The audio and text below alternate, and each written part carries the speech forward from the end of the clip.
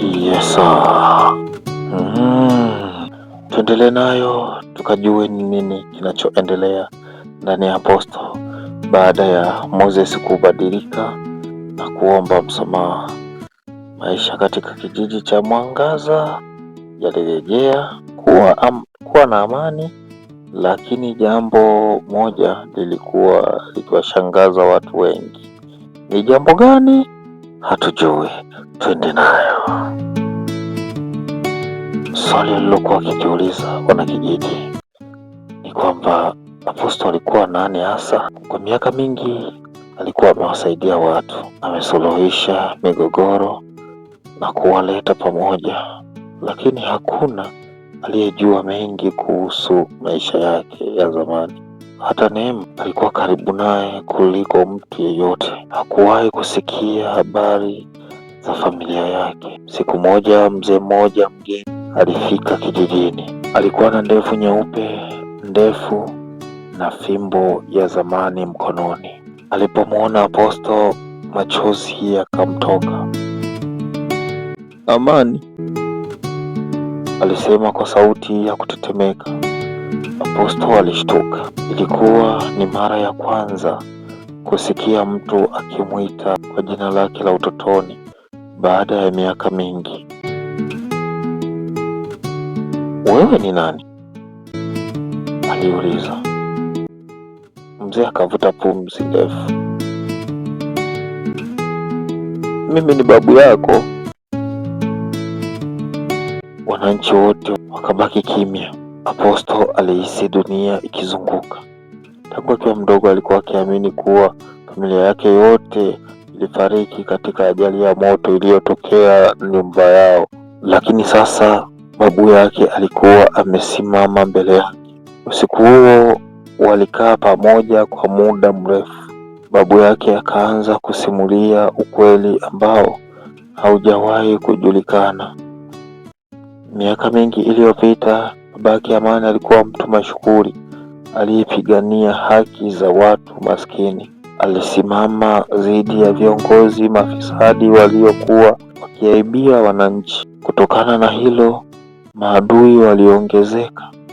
Siku moja walipanga njama ya kuteketeza nyumba yao. Katika vurugu hizo, Amani aliyekuwa mtoto mdogo aliokolewa na mtu mmoja mwema na kupelekwa mbali. Watu wote wakaamini kuwa familia nzima imekufa, lakini babu yake alinusurika. Kwa miaka yote hiyo alikuwa akimtafuta mjukuu wake bila mafanikio. Apostle alisikiliza huku machozi yakimtiririka.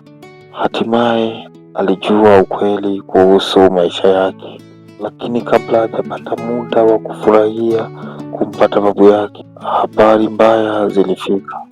Kundi la wahalifu lilokuwa likiongozwa na mtu aitwaye Lazaro lilikuwa likitishia vijiji vya jirani. Walikuwa wakipora mali za watu na kuwatishia viongozi. Vijiji vingi vilikuwa tayari vimekimbia. Wananchi wa Mwangaza wakaanza kuingiwa na hofu.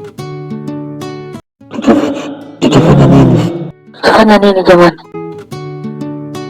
Waliulizana. Lazaro alikuwa mtu katili ambaye hakujali maisha ya watu. Siku chache baadaye ujumbe wake ukafika. Mwangaza kabidhiwe ndani ya siku 7, la sivyo tutakuja kwa nguvu. Wananchi wakapaniki.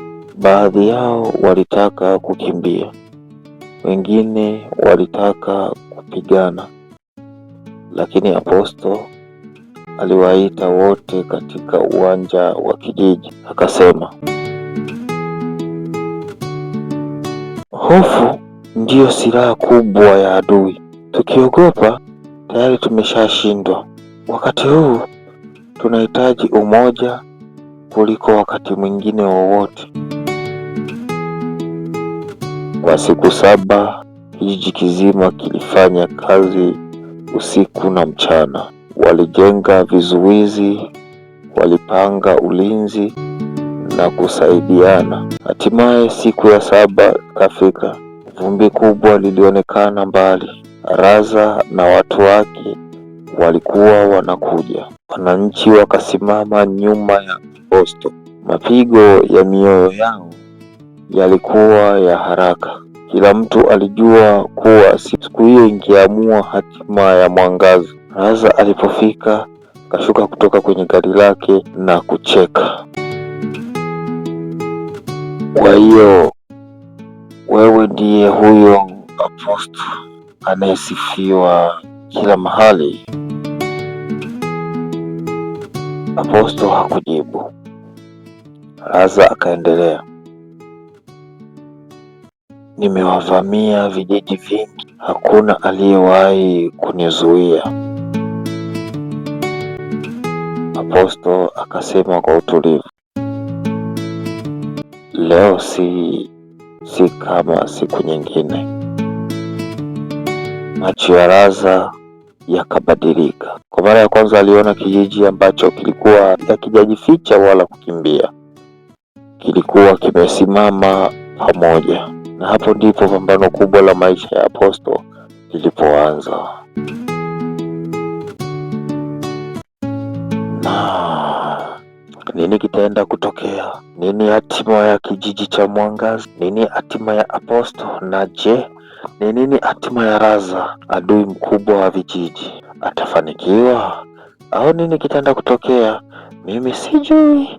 Tukutane katika sehemu inayofuata ambayo itakuwa sehemu ya 4. Subscribe, like, turn on notification ili kuja kukutana na sehemu ya 4 kwa haraka zaidi.